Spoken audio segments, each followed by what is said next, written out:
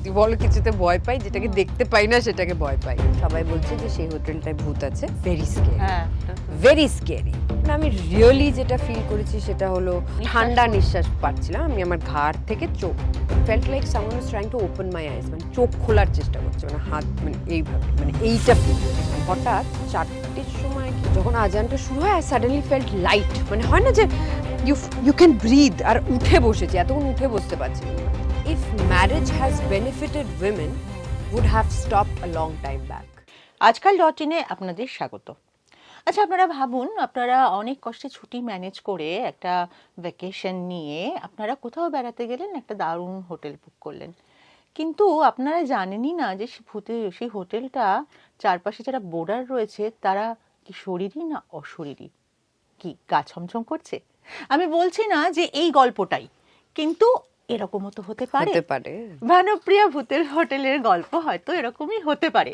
তবে সেই গল্পটা কি আমরা হয়তো পুরোটা জানবো না, তবে এই ছবি সম্পর্কে কিছুটা আমরা জানবো, আর আমাদের জানাবে। আমার সঙ্গে রয়েছে Mimi Chakraborty. Mimi, welcome to Aajkaal. Thank you. খুব সুন্দর লাগছে তোমাকে এই প্রচন্ড ঠান্ডায়। তোমাকে দেখে এতটুকুও মনে হচ্ছে না যে এই শহরের মানে এত মানে এই বেড়ে গেছে, ঠান্ডা বেড়ে গেছে, পারদ নেমে গেছে, মনে হচ্ছে উষ্ণতা বেড়েছে। বাবা না, আমার সত্যি কথা বলতে আমি অনেক দিন পর উইন্টার্সটা এখানে এনজয় করছি, জ্যাকেট ফ্যাকেট বের করেছি, কারণ কি আমার জেনারেলি এখানে ঠান্ডা লাগে না। ওখানে তো প্রচুর ঠান্ডা পড়ে, নর্থ বেঙ্গল তো বিভৎস ঠান্ডা পড়তো। ছোটবেলায় যখন আমরা স্কুলে যেতাম, মানে এইখানে কে বসে আছে এই প্রক্সিমিটিতে বোঝা যেত না, আমাদের স্কুল বাস আসতো, ওই আলোতে শুধু বোঝা যেত। অনেকদিন পর আমার জন্য ইটস ওকে, মানে I am not feeling cold, but আমার জন্য I am enjoying it. So হ্যাঁ, তুমি কে?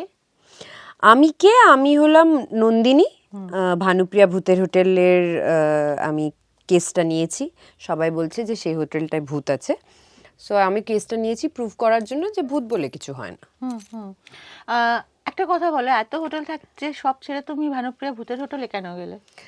কারণ আমার ক্লায়েন্ট আমাকে পয়সা দিয়েছে এই কেসটার জন্য, তাই জন্য।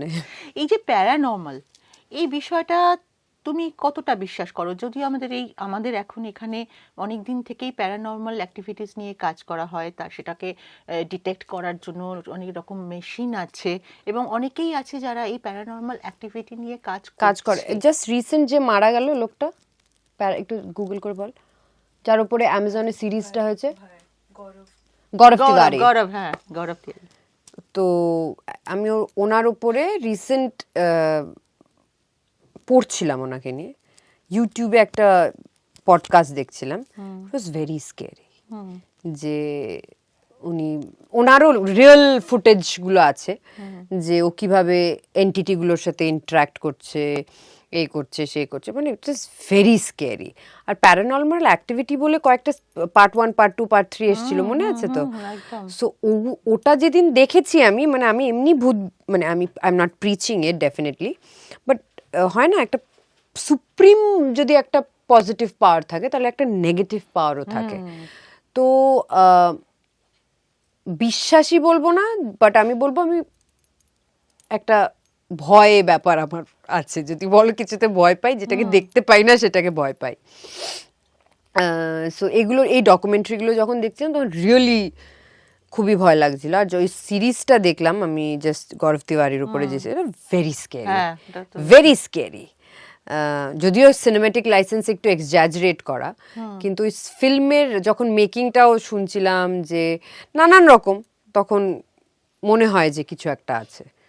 সো যদি আমায় বলো আমি বিশ্বাস করি কিনা, যে আমি একটা হালকা বলতে পারি, হ্যাঁ, কিছুকে বিশ্বাস করো।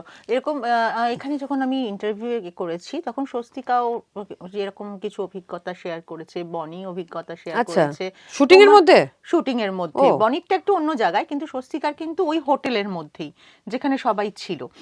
তুমি কি এরকম কিছু ফিল করেছো? শুটিং মানে আমরা নর্থ বেঙ্গলের হোটেলটা? ও না, আমি হয়তো ওখানকার মেয়ে বলে আমার ছেড়ে দিয়েছে।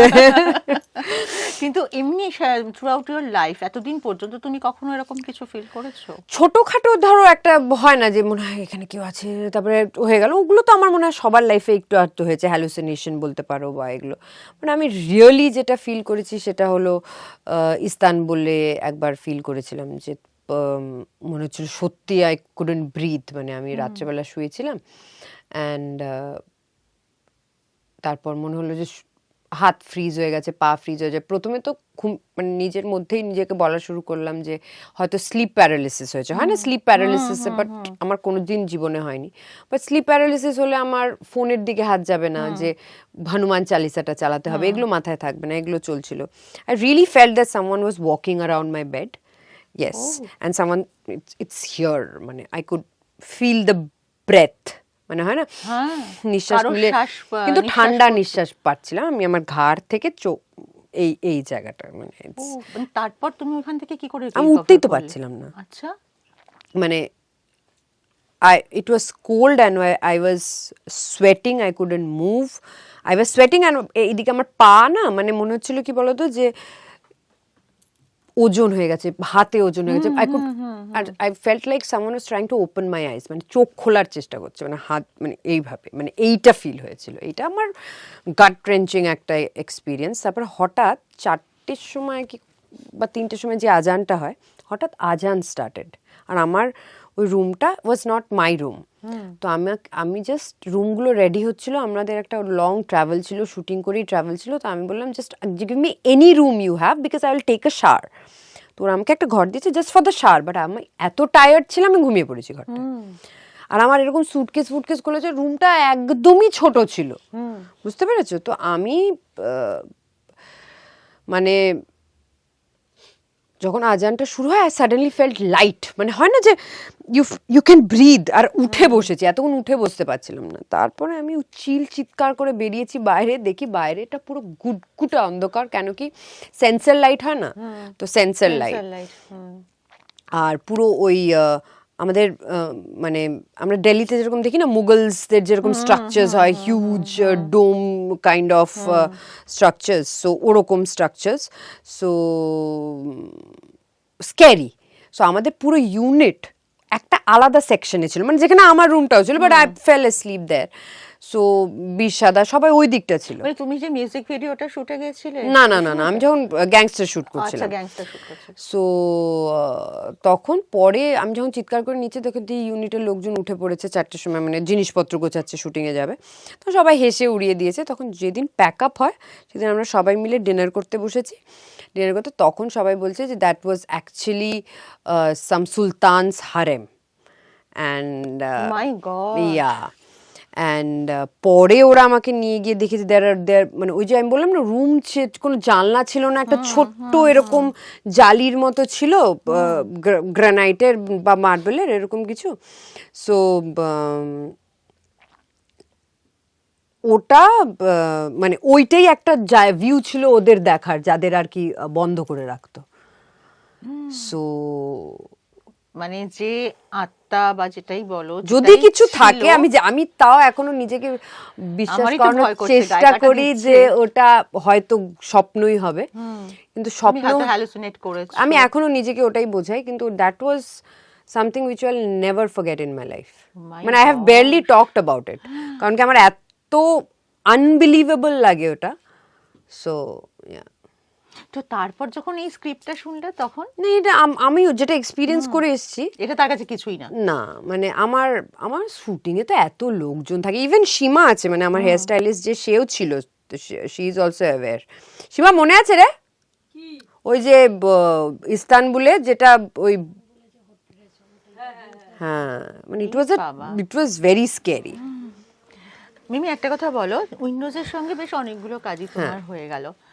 তোমার কাছে যখন উইন্ডোজের স্ক্রিপ্টটা আসে, তখন তোমার কাছে উইন্ডোজ ফার্স্ট নাকি সেই স্ক্রিপ্টটা? Windows first. সো মানে আমার ওদের থেকে আমার এতদিনের অ্যাসোসিয়েশন ওদের সাথে, সো আমি যেরকম ওদের বিশ্বাস করেছি, ওরা আমার বিশ্বাসটা রেখেছেন এত বছর। It's a decade I have been working with them. So মানে আমি জেনারেলি অনেক দিন পর এনসেম্বল কাস্ট করছি। সো ইট ইজ দ্য, মানে আমি স্ক্রিপ্টের আগেও যদি কিছু রাখবো, তাহলে প্রোডাকশন হাউসকে রাখবো। এই চাঁদনি রাতে এখানেও মিমি হট, কি বলবে সেটা নিয়ে? আমি আর কি বলবো, দর্শককে বলবো, মানে আর আমি আর কি বলবো। কিন্তু তুমি তো প্রচন্ড সাহসী মেয়ে, আমরা জানি যে তুমি তোমার এর আগেও যখন তুমি সাংসদ ছিলে না তখনও তোমার বাইপাসের ধারে এমন ঘটনা ঘটেছিল রাত্রিবেলায়, যেটার প্রতিবাদ করেছিলে তুমি গাড়ি থেকে নেমে। সেটা তো ধরো একটা, যেটা তোমরা জানো। হ্যাঁ, এরকম কারণ আমি তোমাদের বলি যে আমি যেখানে বড় হয়েছি সেখানে না সবাই সবাইকে সাহায্য করে বড় হয়, মানে সাহায্য করে এগিয়ে যায়। স্বার্থপর হওয়াটা আমি শহরে এসে শিখেছি। সেটা আই এম সরি বাট যদি I don't want to hurt anyone's feeling, but আমি মানে নিজের মানে এখানে তুমি দেখবে ফ্ল্যাটে পাশের বাড়িতে কে থাকে কেউ জানে না, আই মিন দ্যাট।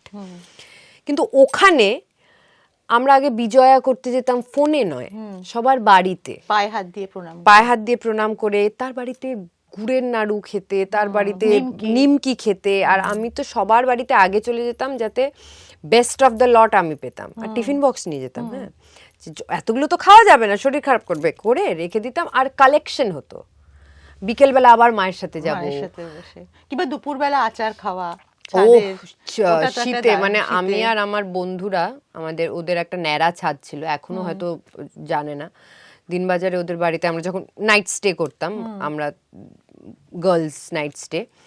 সো আমাদের নাইট স্টে কি অদ্ভুত হতো, আমরা এক রকমের নাইট স্যুট পরতাম, গান শুনতাম, সেদিন পিৎজা খাওয়া অ্যালাউড, সেদিন ফুচকা খাওয়া অ্যালাউড, সেদিন রাত্রিবেলা ঘরে আসা অ্যালাউড, মানে নাইট স্টেটা এরকম।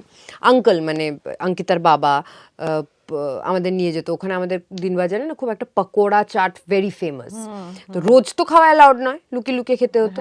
সেই দিন আঙ্কেল নিয়ে যাবে, আর অঙ্কিতার বাবা আমাদের খুব প্যাম্পার করতো। সো উপরে গিয়ে কিচেন থেকে বার করে, আমার আরেকটা বন্ধু ছিল, তার বাড়ি থেকে কুলের আচার, মারওয়াড়ি না একটা অদ্ভুত কুলের আচার বানায়, আর আমাদের কুলের আচারটা আলাদা হয়। তো আমরা বাড়ির থেকে চালতা কুলের আচার নিয়ে যেতাম, ওদের বাড়ি থেকে একটা ড্রাই কুলের আচার।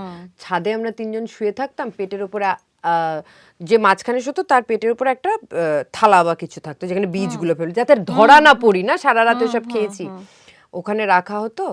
আর আচার খাওয়া, এগুলো এইভাবে রাত। আর একটা খুব এই জিনিস ছিল আগে যৌথ পরিবারে, বা ধরো আমরা যেরকম ধরো উত্তর কলকাতায় যারা বড় হয়েছি, মহালয়া, মহালয়াটা ভীষণ মেমোরেবল থাকতো। মহালয়াটা আমার ফার্স্ট এক্সপিরিয়েন্স মহালয়ার, যখন আমি অরুণাচল থেকে আসি, কারণ অরুণাচলে ওইসবের কোনো চল ছিল না, তখন আমি খুবই ছোট যদিও। দিদিভাই আমাকে বলতো যে মহালয়া, আমাদের ওখানে মহালয়াতে খুব বাজি পড়তো আগে। আচ্ছা, ওটাই ইঙ্গিত ছিল যে এইবার মানে ইয়েটা মহালয়া শুরু হয়েছে, মানে কি বলে, মানে দেবীপক্ষ শুরু হয়েছে। না, এক্স্যাক্টলি দেবীপক্ষ শুরু হয়েছে। এবং লোকে সবাই না কুয়াশা পড়ে তখন তো ঠান্ডা পড়ে যেত, এসব কুয়াশা পড়ে যেত, সবাই বেরিয়ে বাজি, শিউলি ফুল আর ঘাসের উপরে সাদা একটা লেই পড়তো না, একটা গ্লাস এর মতো পড়তো, কুয়াশা, শিশির, মানে ওয়েলকামিং অফ দ্য উইন্টার। ওটা একটা খুব সুন্দর জিনিস হতো।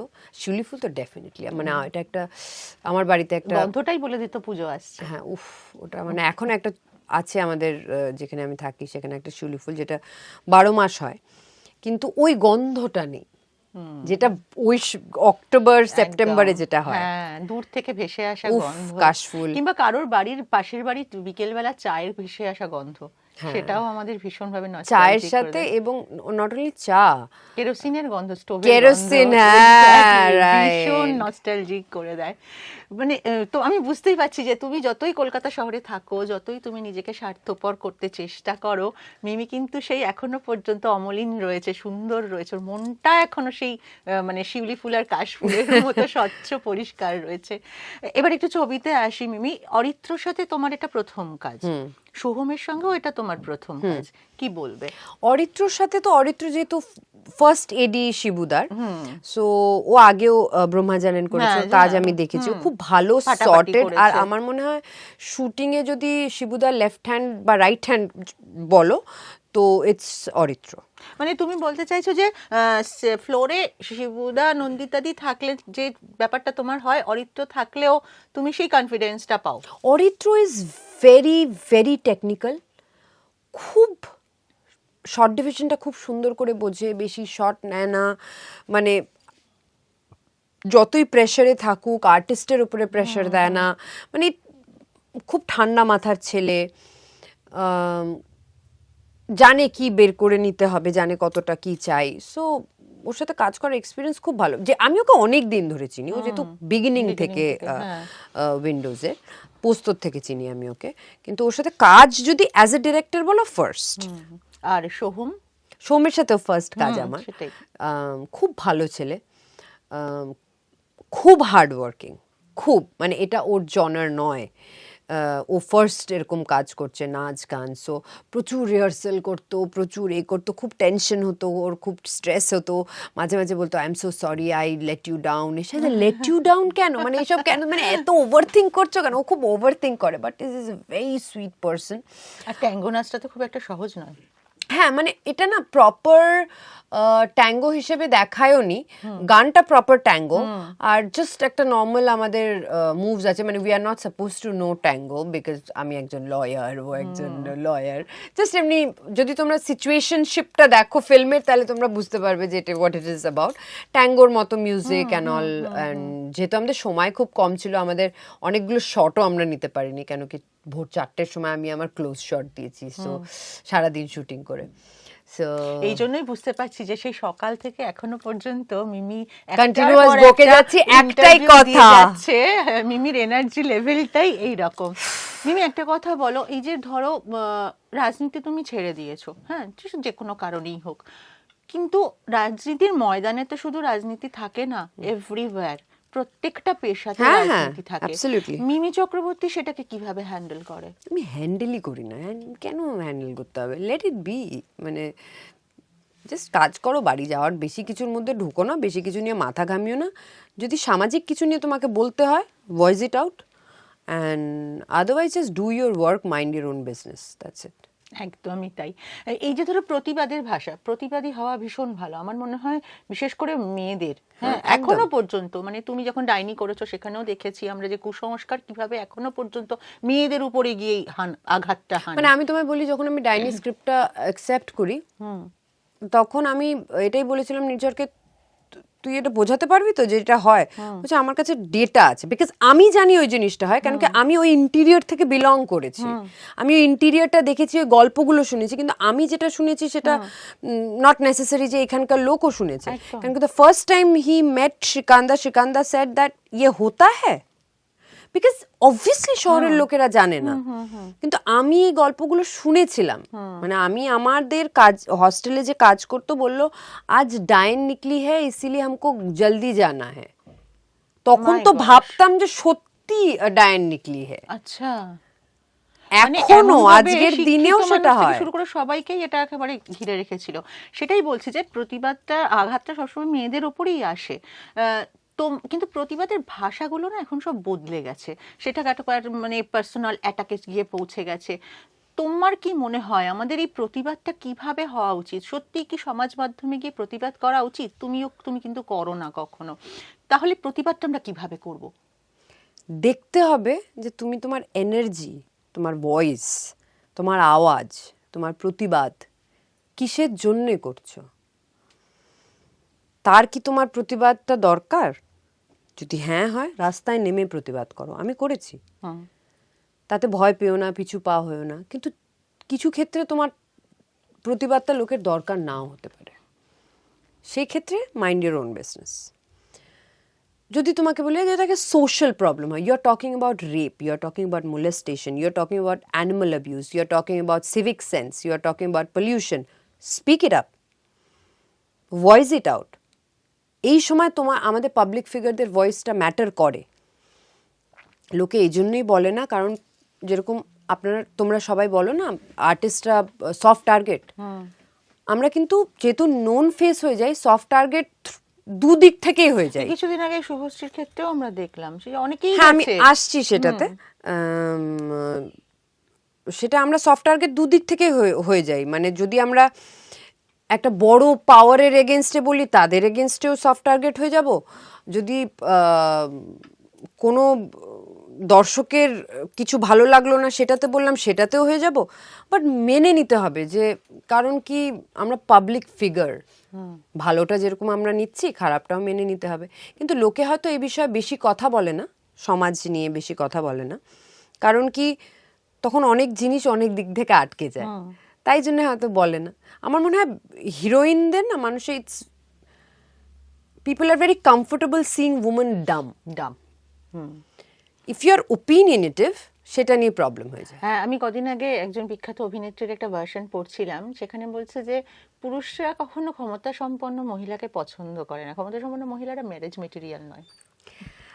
আমি না একটা খুব সুন্দর বই পড়ছিলাম, আমি নামটা ভুলে গেছি, বইটায় লেখা ছিল, কোট, এটা একটা কোটের বই, that if marriage with I don't want to invite controversy, but I read it somewhere, that's why I'm voicing it out, যে if marriage has benefited women,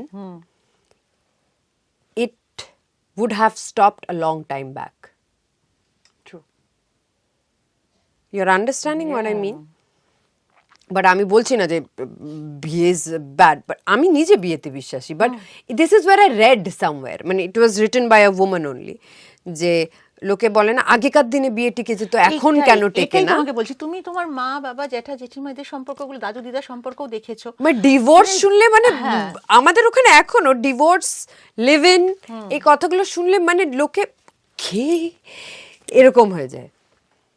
কিন্তু এই জিনিসগুলো তো সঙ্গেও তো জীবনে চলতে হয়, বাট এটা তো ভেরি অবভিয়াস, মানে মানে সিচুয়েশনের উপরে। হ্যাঁ, মানে এটা নিয়ে মানে why is it not normalised, মানে একটা মহিলা আজকে যদি ইন্ডিপেন্ডেন্ট হয়, সে যদি কারোর উপর ডিপেন্ডেন্ট না হয়, সে তো তার সুখ দুঃখটা খুঁজে নেওয়ার এবং চয়েস করার এবং ওপিনিয়ন রাখার তো অধিকারী।